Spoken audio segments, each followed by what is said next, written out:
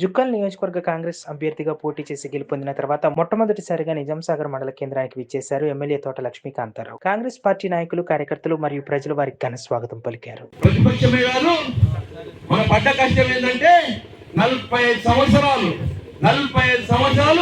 Congress party పాలు తాగి రొమ్ము గుద్దినటువంటి గంగారాం గాని వాని ప్రలోభాలకు లొంగకుండా మీరు ఈ రోజు కాంగ్రెస్ పార్టీ గురించి నిలబడ్డందుకు మీకు నేను ధన్యవాదాలు తెలియజేస్తున్నాను మిత్రులారా. కాంగ్రెస్ పార్టీ 10 సార్లు టికెట్ ఇచ్చింది. అతి సామాన్య పరిస్థితి నుండి ఒక శాసనసభ్యులుగా, ఒక సీనియర్ నాయకులుగా నిలబెట్టినటువంటి కాంగ్రెస్ పార్టీని కాదని తులనాడి 4 పైసల కొరకు బీఆర్ఎస్ వెంబడి అమ్ముడుపోయినటువంటి గంగారాంకు మీరు చెప్పినటువంటి బుద్ధిని బట్టి నేను మీకు ధన్యవాదాలు తెలియజేస్తున్నాను. ఈ రోజు కాంగ్రెస్ పార్టీ కార్యకర్త సంతోషమే కాదు, ప్రతి ఒక్క కార్యకర్తకు బాధ్యత కూడా ఉందని చెప్పి నేను గుర్తు చేస్తున్నా. మనము వచ్చిన కేవలం 2 రోజుల్లోనే 2 పథకాలు రేవంత్ అన్న మీకు ప్రారంభించడం జరిగింది.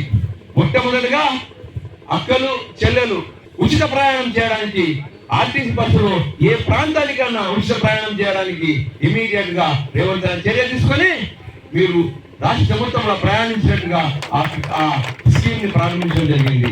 మనలో ప్రతి ఒక్కరు గరీబులు వైఎస్ రాజశేఖర రెడ్డి గారు ప్రారంభించినటువంటి ఆరోగ్యశ్రీ కార్యక్రమం వల్ల అత్యుత్తమమైనటువంటి అపోలో హాస్పిటల్ లాంటి వైద్యాన్ని పొందే ఆ సౌకర్యం మనం అందరం చూసినాం.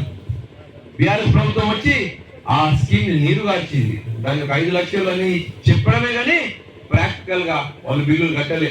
ఎవరికి ఆ పథకం గురించి వాళ్ళు రాను నీరుగార్చారు. మనము ఈ తెలంగాణ రాష్ట్రంలో ఉన్నామంటే దానికి కారణము ఈ దగుల్బాజీ కేసీఆర్ కాదు.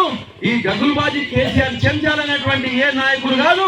అది కేవలం సోనియమ్మ అని చెప్పేసి మీకు ముందు నేను తెలియజేస్తున్నా.